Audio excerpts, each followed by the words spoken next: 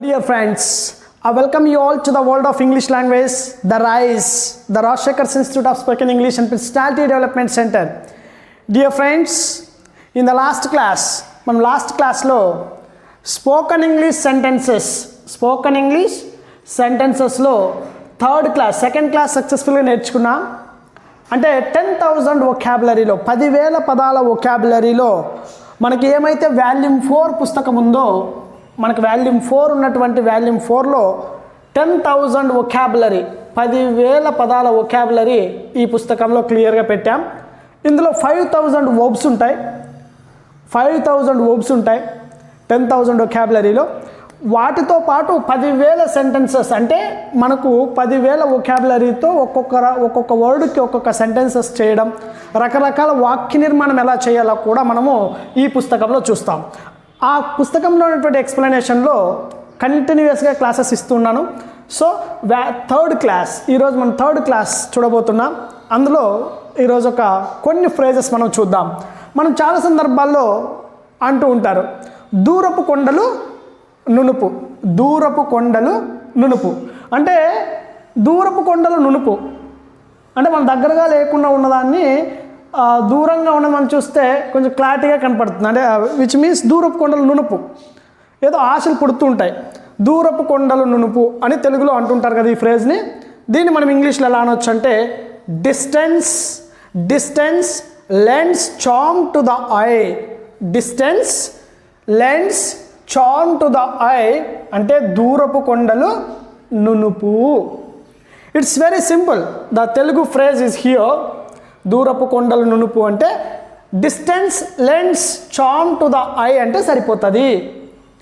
So next second one, మనం చాలా సందర్భాల్లో అంటూ ఉంటాం, సర్లే నీకు నాకు కుదరదు, సర్లే నీకు నాకు కుదరదు, బ్రేకప్ చెప్పుకుందాం, నీకు నాకు కుదరదు. అది ఏమిట్లోనే కావచ్చు, సర్లే నీకు నాకు కుదరదు. ఫర్ ఎగ్జాంపుల్ ఇద్దరు వాదించుకుంటున్నాను అనుకోండి, సింపుల్గా మనం అంటుంటాం, సర్లే నీకు నాకు కుదరదు, నీకు నాకు కుదరదు, సరేలే నీకు నాకు కుదరదు అని చెప్పాల్సి వస్తే very simple phrase we have in English which is okay, let's agree to disagree. Let's agree to disagree అంటే సరిపోతుంది. అంటే నీకు నాకు కుదరదు అంటే లెట్స్ అగ్రీ టు డిజగ్రీ అంటే సరిపోతుంది. And next third one, short of. చాలామంది స్టూడెంట్స్ అడుగుతూ ఉన్నారు, సార్ షార్ట్ ఆఫ్ అనే ఫ్రేజ్ని మనం ఎలా వాడాలి సార్? అక్కడక్కడ చూస్తుంటాం షార్ట్ ఆఫ్ హ్యాండ్స్ అని అంటూ ఉంటారు కదా, అసలు మీనింగ్ ఏంటి? షార్ట్ ఆఫ్ అంటే కొరతగా ఉండడం, కొరతగా ఉండడం అంటే తక్కువగా ఉండడం. షార్ట్ ఆఫ్ అంటే కొరతగా ఉండడం, అంటే ఉన్నదానికంటే తక్కువ ఉండడం, లేకపోవడం. షార్ట్ ఆఫ్ అంటే తక్కువగా ఉండడం. సో తక్కువగా ఉండడం, షార్ట్ ఆఫ్ హ్యాండ్స్ అంటే తక్కువగా ఉండడం. దానికి సెంటెన్స్ చూడండి ఎలా వాడాలంటే, ఇది ఎలా వాడాలి సార్ అని అడుగుతున్నారు. షార్ట్ ఆఫ్ అనే ఒక ఫ్రేజ్ని ఎలా వాడాలి అంటే sentence formation. For example, we have short of cash. We have short of cash. మా దగ్గర డబ్బులు తక్కువగా ఉండడం వల్ల we have short of cash. Could you please accept the cheque? We have short of cash. మన దగ్గర క్యాష్ లేదు, check తీసుకోగలరా అంటే అకౌంట్లో డబ్బులు ఉన్నాయి, క్యాష్ లేదు. We have short of cash. Would you please, or could you please, or can you please, or will you please, ఇలా మీరు ఏదైనా ఇక్కడ సెంటెన్స్ మార్చుకోవచ్చు. కుడ్ యూ ప్లీజ్ అనొచ్చు, కెన్ యూ ప్లీజ్ అనొచ్చు, వుడ్ యూ ప్లీజ్ అనొచ్చు. అంటే మే యూ ప్లీజ్ అంటే would you please, can you please, could you please అంటే కొంచెం బాగుంటుంది. కాబట్టి we have short of cash. Could you please accept the check, చెక్ని accept చేయగలవా? So like that one. ఇంకొకటి చూద్దాం చూడండి, ఇంకొక ఎగ్జాంపుల్. అంటే షార్ట్ ఆఫ్ చాలామంది అడుగుతున్నారు, షార్ట్ ఆఫ్ ఎలా వాడాలి సార్ అని అడుగుతున్నారు. ఇంకొక ఎగ్జాంపుల్ చూడండి, India is short of crude oil reserves. India is short of crude oil reserves. So ఇక్కడ చూడండి, అంటే భారతదేశానికి క్రూడ్ ఆయిల్ నిల్వలు తక్కువగా ఉన్నాయి. భారతదేశానికి క్రూడ్ ఆయిల్ నిల్వలు చాలా తక్కువగా ఉన్నాయి. Short of. So like that one. Short of hands అంటే మా చేతుల్లో అంతమంది లేరు, sorry we can't do that work with in a week. Sorry we can't do that work with in a week. వారంలో ఆ పని చేయలేము మేము. Because we have short of hands the employees, have short of hands the workers. పని చేసేవాళ్ళు లేరు. That's why we can use short of hands, short of అనే ఫ్రేజ్ని మనము ఇలా వాడచ్చు. మీకు వాల్యూమ్ 4, మీ దగ్గర వాల్యూమ్ 4 ఉంది కదా, వాల్యూమ్ 4 ఉన్న వాళ్ళు ఓపెన్ చేసుకోండి.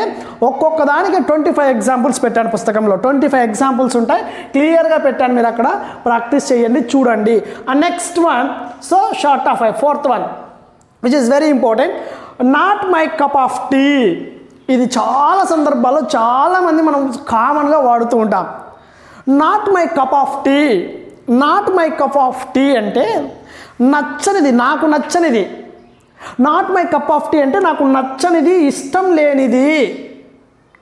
నచ్చనిది ఫర్ ఎగ్జాంపుల్, ఆమె నాకు నచ్చనిది, ఆమె నాకు ఇష్టం లేనిది అని చెప్పాల్సి వస్తే వెరీ సింపుల్ ఈ ఫ్రేజ్ని వాడితే.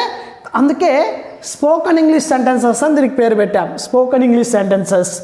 అసలు ఏమాత్రమో అలా గ్రామర్ గురించి గాబరా పడకుండా, టెన్షన్ లేకుండా, అసలు యాక్టివ్ వాయిస్ ప్యాసివ్ వాయిస్ ఇలాంటివన్నీ ఏమీ లేకుండా స్పోకన్ ఇంగ్లీష్ కాన్సెప్ట్లో మనం ఉన్నాం. అదొక్కటి గుర్తుపెట్టుకోండి మైండ్లో. అంటే ఆమె నాకు నచ్చనిది అని చెప్పాల్సి వస్తే మనకు మంచి ఫ్రేజ్ ఉంది, not my cup of tea అంటే సరిపోతుంది. ఆమె నాకు నచ్చనిది. ఇప్పుడు ఆమె నాకు నచ్చనిది అని చెప్పాల్సి వస్తే very simple, she is not my cup of tea. She is not my cup of tea అంటే ఆమె నాకు నచ్చనిది. Not my cup of tea ఒకటే కాదు, దీన్ని ఎలాగైనా వాడుకోవచ్చు. ఫర్ ఎగ్జాంపుల్, మై ప్లేస్లో హిజ్ పెట్టచ్చు. ఇక్కడ మై ప్లేస్లో హిజ్ పెట్టచ్చు. అంటే not his cup of tea అంటే అతనికి నచ్చనిది. Not her cup of tea ఆమెకు నచ్చనిది. Not their cup of tea వాళ్ళకు నచ్చనిది. సో ఇలా మై ప్లేస్లో ఏదైనా పెట్టుకోవచ్చు. అంటే ఇది మారుతుంది, వర్డ్ మారుతుంది, బట్ ఫ్రేజ్ మాత్రం సేమ్. అంటే not my cup of tea. For example, not his cup of tea అంటే అతనికి నచ్చనిది. సో ఇలా she is not my cup of tea అంటే ఆమె నాకు నచ్చనిది, అంటే నాకు ఇష్టం లేనిది. ఆమె నాకు ఇష్టం లేదు, ఆమె నాకు ఇష్టం లేదు అంటే not my cup of tea. She is not my cup of tea అంటే సరిపోతుంది. He is not my cup of tea అని ఎవరైనా అంటే అతను నచ్చని వాడు. So like that one. ఇక్కడ సబ్జెక్టివ్ ప్రొనౌన్ మారవచ్చు. అందుకోసమే వాల్యూమ్ 4లో ఒక్కోదానికి 25 ఎగ్జాంపుల్స్ పెట్టాను. Next one, the 5th one, very important verb in English language, accomplish. Accomplish అంటే సాధించడం. అకంప్లిష్ ఈజ్ అ వర్బ్, సాధించడం. Achieve something which means accomplish అంటే ఏంటి అంటే అచీవ్ అంటే సాధించడం, తెలుగులో సాధించడం. Finish something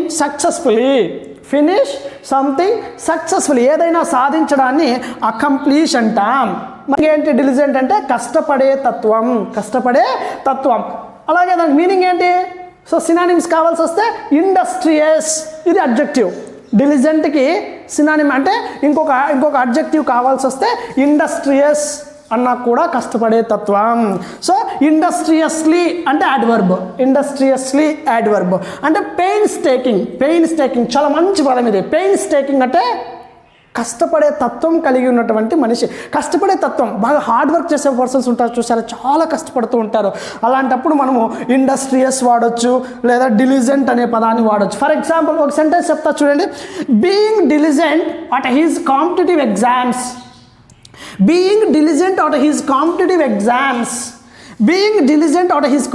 exams.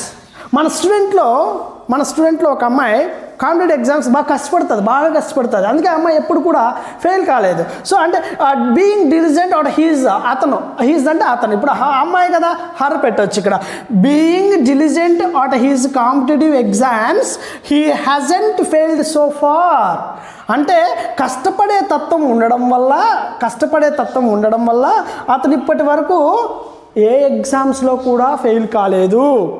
సో ఇలాంటి వొకాబులరీ అంటే మీన్స్ ఈ 10,000 పదాల వొకాబులరీలో మనము కొన్ని పదాలను నేర్చుకుంటున్నాం.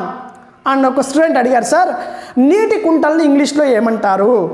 నీటి కుంటలు ఆ మధ్యకాలంలో మనకు వాటర్ని అక్కడక్కడ మనం ప్లేస్ చేసాం చూడండి. అంటే వాటర్ వేస్ట్ కాకుండా అక్కడక్కడ గుంతలు తవ్వాం. అంటే వాటర్ని సేవ్ చేసాం. అంటే నీటి కుంటలు మళ్ళీ ఎండాకాలం వస్తుంది కదా, ఇప్పుడు ఎండాకాలం స్టార్ట్ అవుతుంది కదా, మనకు వాటర్ ప్రాబ్లం కదా, అంటే వాటర్ వేస్ట్ కాకుండా అప్పుడప్పుడు గవర్నమెంట్ మనతో చాలా పనులు చేయించింది, అంటే నీటి కుంటలు ఏర్పాటు చేసింది. నీటి కుంటలు ఇంగ్లీష్లో ఏమంటారు సార్ అని ఒక అబ్బాయి నాకు మెసేజ్ చేశాడు. నీటి కుంటలను ఏమంటామంటే which means very simple word, rain water harvesting అంటే నీటి కుంటలు. ఇది సమానమైనటువంటి మీనింగ్.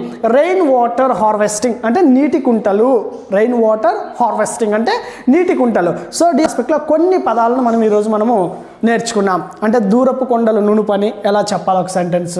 సో నీకు నాకు కుదరదు లేకు వదిలేద్దాం అనే ఫ్రేజ్ ఎలా ఉంటుంది, షార్ట్ ఆఫ్ అనే ఫ్రేజ్ని ఎలా వాడాలి, సో దానికి ఎగ్జాంపుల్స్ ఏంటి. సో ఇలాంటి వొకాబులరీలో మనం ఈరోజు కొన్ని నేర్చుకున్నాం. And everyday I will be going to upload some videos about this regarding this one, the volume 4. ఈ వాల్యూమ్ 4కి సంబంధించి కొన్ని ప్రతిరోజు ఎక్స్ప్లెనేషన్తో పాటు ప్రతి వర్డ్ని ఎక్స్ప్లెనేషన్ ఇస్తూ పెడతాను. మనకి వాల్యూమ్ 4లో క్లియర్గా 10,000 పదాల వొకాబులరీలో 5,000 పదాలను వర్బ్ ఫామ్స్ని ఒక్క దగ్గర చేర్చడం, అలాగే ప్రతి పదాన్ని ఇక్కడ మీకు చెప్పాను చూసారా, ఇక్కడ డిలిజెంట్ అంటే యాడ్జెక్టివ్, డిలిజెన్స్ అంటే నౌన్, diligently అంటే adverb, industrious అంటే adjective, industrially అంటే adverb, painstaking అంటే ఇలాంటి పదాలు. అది నౌన్ ఏంటి, వర్బ్ ఏంటి, adjective ఏంటి, adverb ఏంటి, ప్రిపోజిషన్ ఏంటి, సో ఇలా మనం కనుక్కోగలగాలి. అంటే డిలిజెంట్ అంటే నౌనా, వర్బా, అడ్జెక్టివా, యాడ్వర్బా ఏదో నువ్వు ఫైండ్ అవుట్ చేయాలా. దీనికి ఈ పార్ట్స్ ఆఫ్ స్పీచ్ ఉంది కదా, అంటే ఎలా కనుక్కోవాలో అందుకే మన పుస్తకంలో 10,000 వొకాబులరీలో ఏది నౌను, ఏది వర్బు, ఏది అడ్జెక్టివ్, ఏది యాడ్వర్బు క్లియర్గా కనుక్కోవడానికి ట్రిక్స్ పెడుతూ స్టార్ మార్క్స్ వేస్తే బాక్స్లో మీకు పెట్టాను. I wish you all the very best. అంటే ఈ పార్ట్స్ ఆఫ్ స్పీచ్ మీదుగా క్లాస్ చేస్తాను మీకు, చక్కటి క్లాసు. సీతమ్మ వాకిట్లో సిరిమల్లె చెట్టు అనే తెలుగు మూవీని తీసుకొని చక్కగా పార్ట్స్ ఆఫ్ స్పీచ్ని నేను కంపేర్ చేశాను. First time history in AP and Telangana, Andhra Pradesh Telangana మన తెలుగు 2 రాష్ట్రాల్లో ఒక తెలుగు సినిమాని తీసుకొని పార్ట్స్ ఆఫ్ స్పీచ్ని అద్భుతంగా వర్ణించడం. Very soon I will be uploading that video. తొందరలోనే ఆ వీడియో అప్లోడ్ చేస్తాను. Be in practice. ఇవి ప్రాక్టీస్లో పెట్టండి, ఆచరణలో పెట్టండి. వినేటప్పుడు బాగానే ఉంటాయి, మాట్లాడేటప్పుడు కొంచెం కష్టం అనిపిస్తుంది. కాబట్టి 1కి 10 సార్లు మనం ప్రాక్టీస్ చేసి నంబర్ ఆఫ్ ఎగ్జాంపుల్స్ మీరు ఈ వర్డ్ని తీసుకొని కొన్ని సెంటెన్సెస్ రాసి నాకు వాట్సాప్ చేయండి. I wish you all the very best for the next class. Thank you so much. Take care. Bye bye.